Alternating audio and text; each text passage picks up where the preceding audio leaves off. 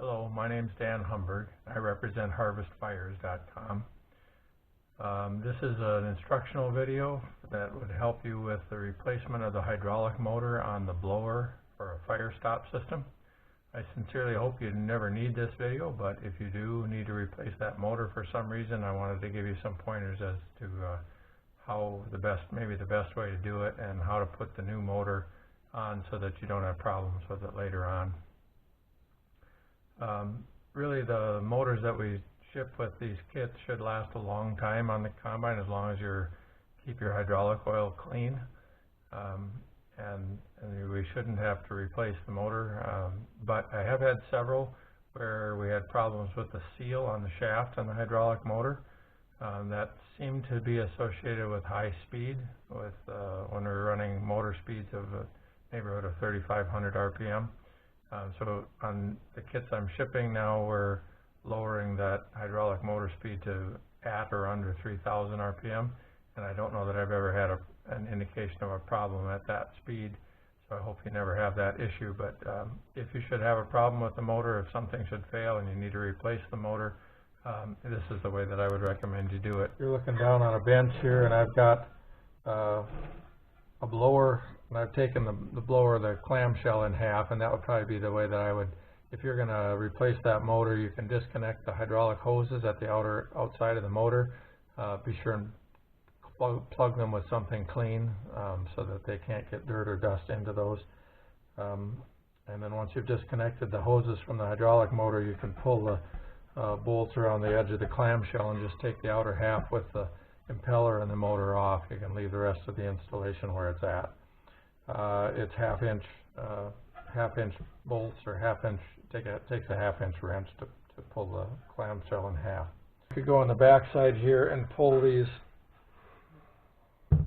two bolts that hold the motor on. That's an 11/16" wrench that it takes to do that. So spin those off so that we have nothing holding the motor onto the clamshell. At that point, you should have just a little bit of clearance.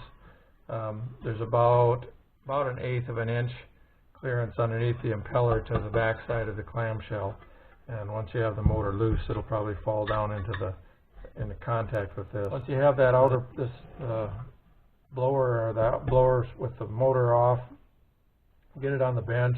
You'll need to block up the clamshell here with some 2x4s or 4x4s or something like that, and you will need to get it up high enough so that you have about 2.5 inches of clearance underneath the hydraulic motor. So block it up so that you've got clearance under the motor, and then you might notice, if you can read this, probably not, but it says there's Loctite on these. When I installed the impeller on here, I put Loctite on the motor shaft to tie the impeller to the motor shaft, and there are 3 set screws in this installation. There's one up here that bites into the key on the shaft, and there's one down here underneath there, and another one over here. Those only impinge on the shaft itself. There's only one that hits the key. The one in the key, all 3 of those set screws are Loctited in place. And so it's whatever, Loctite 271, whatever the red stuff is, so that it's not supposed to come loose. You'll need to heat this hub of the impeller to get the set screws out first. And when I did it, I ended up using an acetylene torch in one hand and a small LP torch to add heat to the other side, so that I could add heat to both sides of that hub at the same time. You don't want to let your acetylene torch dwell in one little spot too long, because I suppose you could heat it to the point where you'd melt the aluminum casting, and that would be bad. But the aluminum dissipates heat through this thing so rapidly. That's why I use 2 torches, is because it's actually kind of hard to get this hub up to temperature, because the heat dissipates out through it very quickly. The aluminum conducts heat better than steel does, and so it passes that heat out. So I played the torch back and forth between the different sides here to warm it up, and then eventually, when I thought I was getting halfway close, I put the torch right on the ends of the set screws to heat that set screw up. And when you think you've got that pretty hot, then you quickly take the torch away and put your Allen wrench in there and try and snap that set screw loose. you'll figure out what it takes to get the set screws out, and then pull each of the 3 set screws before we do anything else. So you got the 3 set screws pulled out with heat. Then we can continue to add heat to this hub. I'm not sure what temperature that 271 is supposed to let loose at. I monitored the temperature on this. I had an infrared gun that you can point at it and kind of measure the temperature. And it took me a long time to get that temperature up to like 325 degrees or something like that. And I think the Loctite's supposed to hold beyond that, but somewhere when I got in that 325 to 350 degree range, then I started to be able to get movement on this. And I would pound on this motor shaft, but don't pound on it with a steel hammer. You've got to use something softer than the steel of the shaft. Whether it's a brass hammer, you can probably hit it with a brass hammer, or I used a brass rod, like a brass punch, to push on it. I think initially I just used a soft hammer, whether it was a lead hammer or a brass hammer or even a plastic mallet or something, and whacked away on that shaft.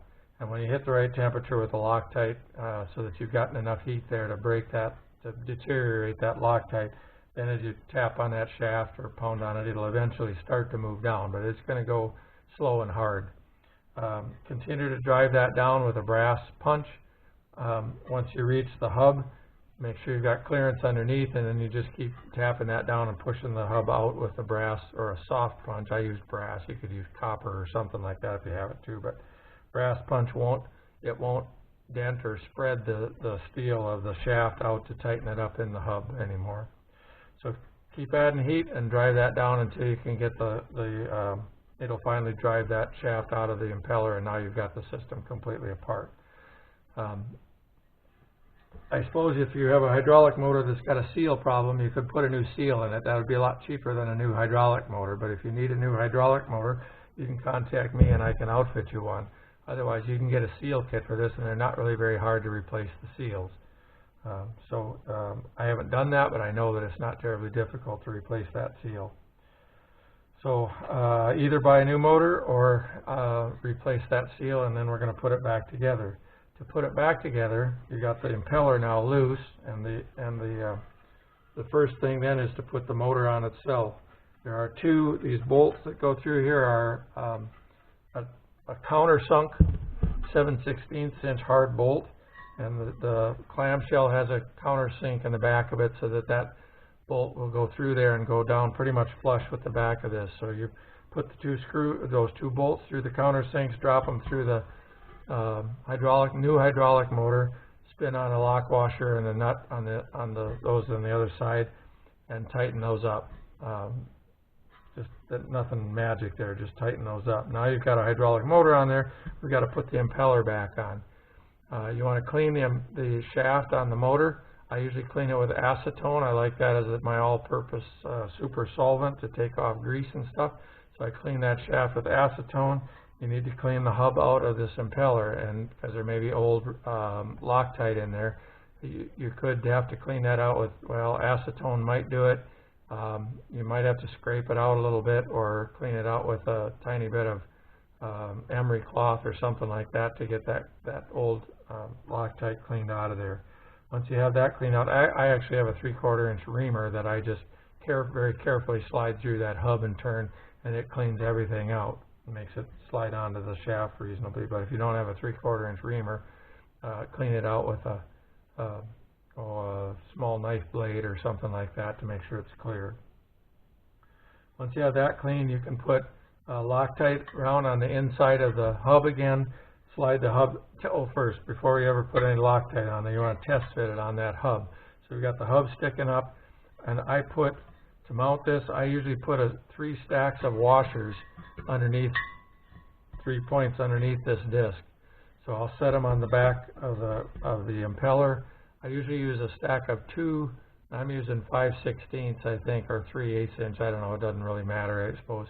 But washers, not super cheap thin ones, but substantial washers. But 2 of them in 3 different places so that we can keep a space between the impeller and the clamshell. On those washers, if they're stamped out washers, put the sharp edge of the washers together so the rounded edges are to the outsides, it'll be easier to get it apart later on when we got to get those out of there. So put 3 stacks of 2 5/16 or 3/8 inch washers on the back of this thing, and then slip your impeller down over the keyway and on that key on that shaft. I set it down so that it contacts those washers, and then I put the Allen screw or the set screw in this one that's going to hit the key, and screw that one in and tighten it up and mark that key real well with that set screw. Then take the set screw out, slip the impeller back off the shaft, and look at that shaft and see where that key has made a mark or where the set screw has made a mark on the key.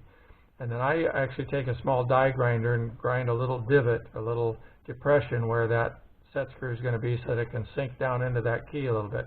You could do it with a die grinder, you could do it with a rat tail file, however it works for you, but I would make that little depression in that key so that when we put it together, that set screw sits down in that key, and that will absolutely prevent this thing from sliding in or out on that shaft, because that key fits in a little recessed slot and it can't go up or down or in or out. And so if we get the impeller locked into that with that set screw and a divot, it can't go anywhere. Once you've got that little divot ground in, it doesn't have to be very deep, 32nd of an inch, something like that. Now we can put it together. I clean the inside of the impeller with acetone. I clean the set screw holes out with acetone so that there's no oil or anything on them. I clean the set screws with acetone so that the Loctite sets well on it. Then once you've done that, you can dry it out. Acetone will evaporate in just a few seconds, and you can put a little Loctite in the inside of the hub, slip it onto the shaft, set it down on your washers, your standoff washers, and then put first that screw in that bites into the keyway. Loctite that one in with a drop of Loctite, and put the other 2 set screws in, pull them in with a drop of Loctite as well. Tighten all 3 set screws up good and tight, and then once you've done that, you can slowly rotate this impeller and tip the thing up and rotate the impeller, and the 2 set screws should separate from each other and come out, and you should end up with 6 set screws falling out from underneath the impeller when you turn it on its side and slowly turn that impeller. Once you've got the set screws out of there, well, I mark it to say Loctite so that if somebody takes it apart, they see that it was Loctite. You can do that if you want to again as well. After that, it's put the clamshell back on, or put it back up onto the combine, put the clamshells back together, put the bolts in, tighten up put your hydraulic hoses on, and you should be back in gear. If for any reason those hydraulic hoses have been drained, if you're doing any other maintenance or whatever, fill the hydraulic hoses from the top end up by the motor here before you put them on the motor. You don't want a big bubble of air going through the manifold block on the side of your spreader circuit on the side of the combine, because it'll screw up the hydrostat that runs inside that, and it'll take an hour or so for your spreaders to run at the appropriate speed then. So that's how I change out the hydraulic motor on the blower that we use on the Firestop systems on combine harvesters. I hope you never need to use it, but that's how we do it, how I've done it if you need some help with it. You can always call me or email me if you have trouble with it. Thanks very much. I hope you have a safe harvest.